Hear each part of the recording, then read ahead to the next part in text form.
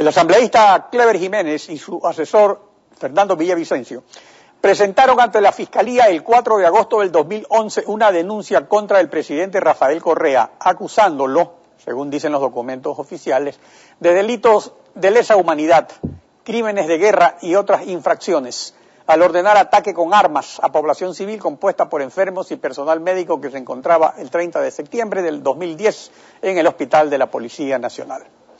El pasado 11 de mayo, el conjuez Richard Villagómez de la Corte Nacional desechó esta denuncia y la consideró temeraria y maliciosa, por lo cual los denunciantes pueden ser ahora denunciados o enjuiciados penalmente por el presidente Correa. Licenciado Fernando Villavicencio, buenos días, bienvenido a Contacto Directo. Buenos días, Alfredo. Según el artículo 46 del Código de Procedimiento Penal, todo denunciante es advertido por el fiscal al momento de reconocer la denuncia de las responsabilidades penales y civiles originadas en la presentación de denuncias temerarias y maliciosas. ¿Cuál es entonces la sorpresa de que esto haya ocurrido? ¿De qué forma se hizo esta declaratoria? La sorpresa es de que todo estuvo preparado y que se ha violentado una propia resolución de la Corte Nacional de Justicia del 3 de febrero del año 2012, en la cual expresamente solamente faculta a los jueces, a través de un proceso judicial, a establecer la malicia y la temeridad.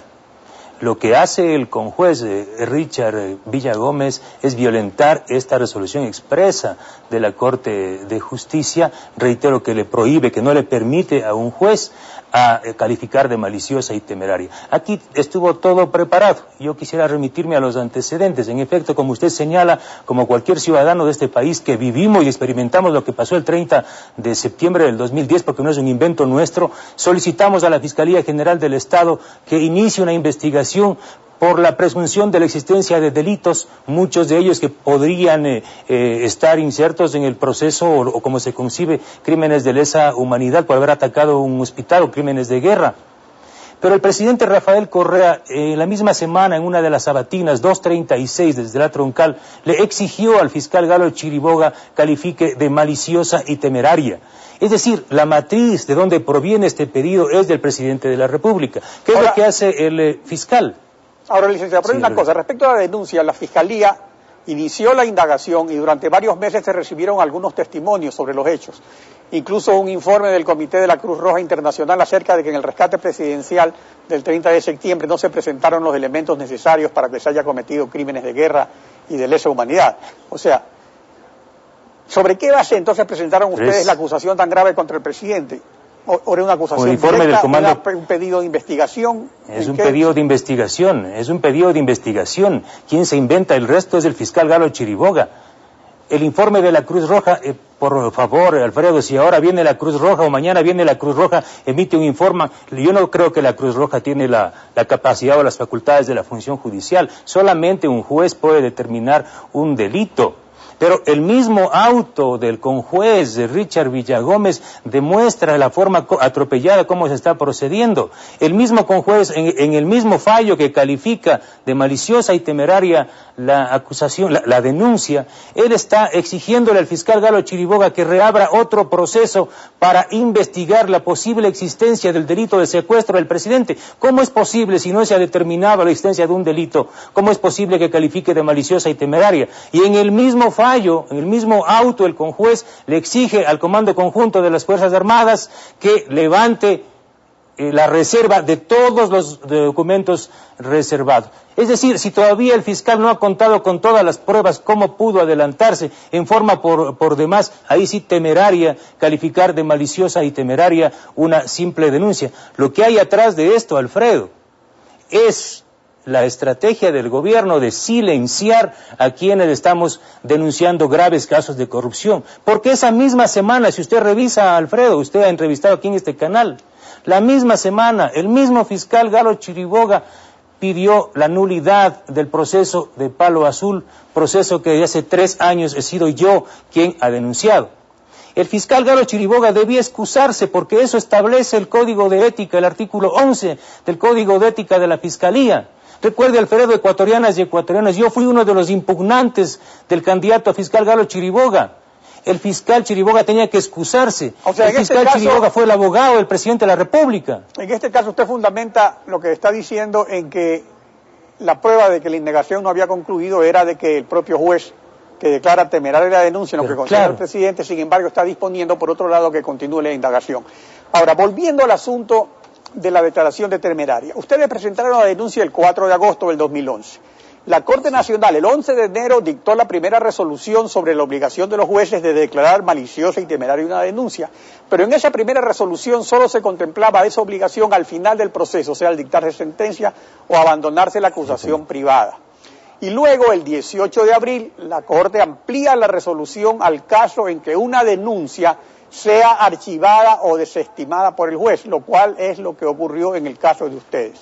Entonces, ¿cuál sería la irregularidad que habría cometido la Corte al dictar estas resoluciones que están previstas dentro de las facultades de la Corte en el artículo 80, numeral 6 del Código Orgánico Judicial? Para que usted vea y el país vea cómo funciona esto de la metida de mano a la justicia. Una resolución de la Corte presidida por el mismo presidente actual, Carlos Ramírez, que señala expresamente que solo se puede calificar la malicia y la temeridad luego de un juicio. Aquí no hay un juicio, hay un preproceso que es una indagación previa. Pero actúan con base a matrices desde Carondelet. Y lo que usted acaba de decir, el 18 de abril, la nueva Corte, ¿no?, la flamante, la mejor Corte del mundo, modifica la resolución anterior y establece que sí, un juez sí podría calificar la malicia y la temeridad cuando el fiscal pida el desistimiento de la causa. Pero aquí se les durmió el diablo, porque hicieron a propósito, ¿para qué? Para silenciarnos a nosotros.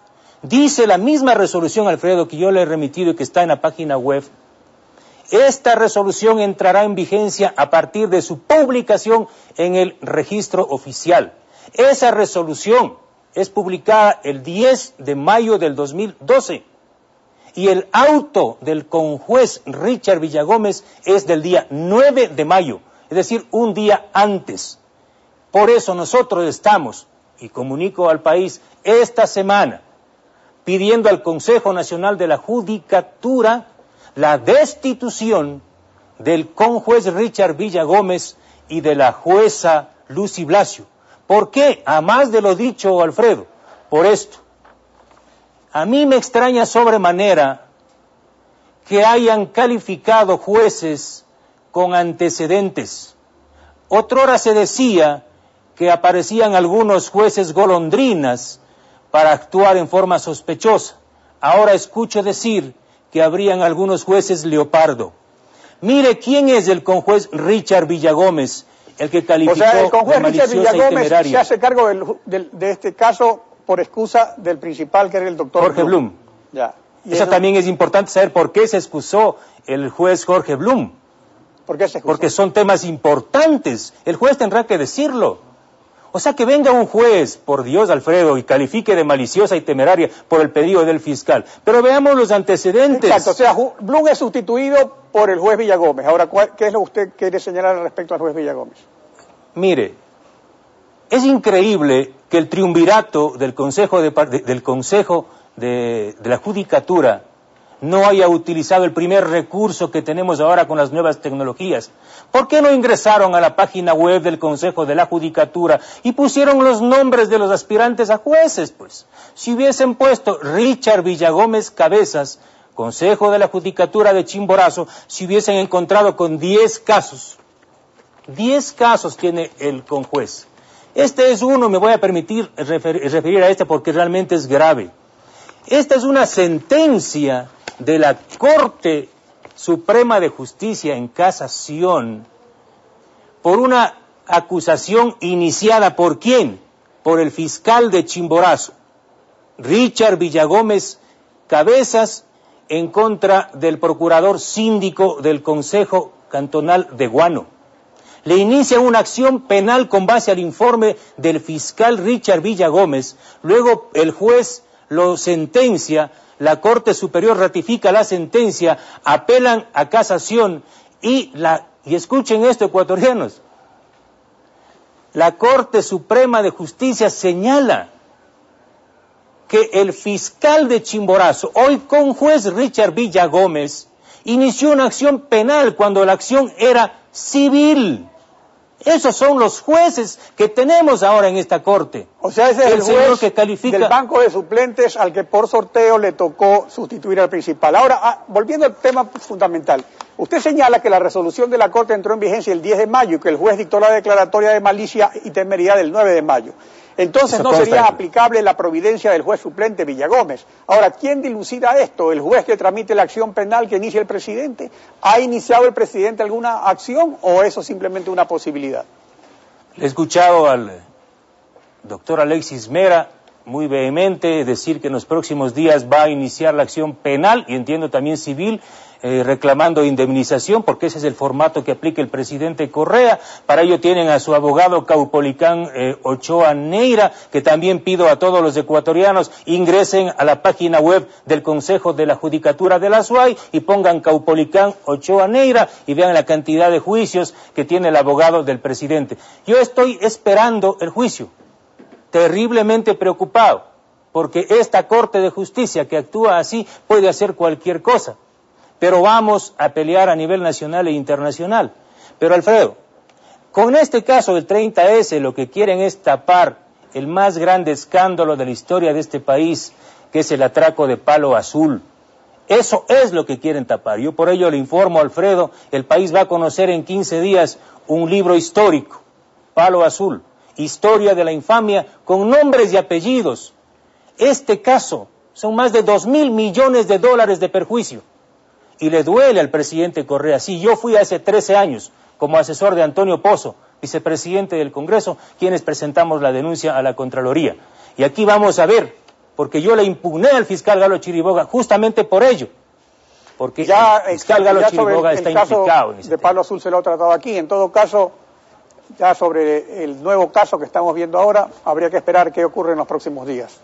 Gracias. Solamente, Alfredo, 30 segundos quería comunicarle esto. Este es el otro caso del conjuez Richard Villagómez. Este es un pedido del fiscal Washington Pesantes que se le inicia una indagación previa, porque el señor Villagómez Cabezas, como fiscal de Chimborazo, chocó su carro y provocó heridas a otros, abandonó el carro y fue a declarar que el carro había sido robado. Y mire, textual, y con esto me despido, dice el fiscal general: cúmpleme comunicar a usted que el señor fiscal general del Estado, mediante su milla inserta, cuya copia adjunto al presente, ha dispuesto que en la fiscalía a su cargo se inicie una indagación previa en contra del ex agente fiscal, abogado Richard Villagómez Cabezas, por inducir a engaño a la autoridad. Estos son los jueces de la flamante corte del presidente Correa. Esta es la metida de mano a la justicia. Licenciado Villavicencio, gracias por participar en Contacto. A usted, Alfredo. Buenos días.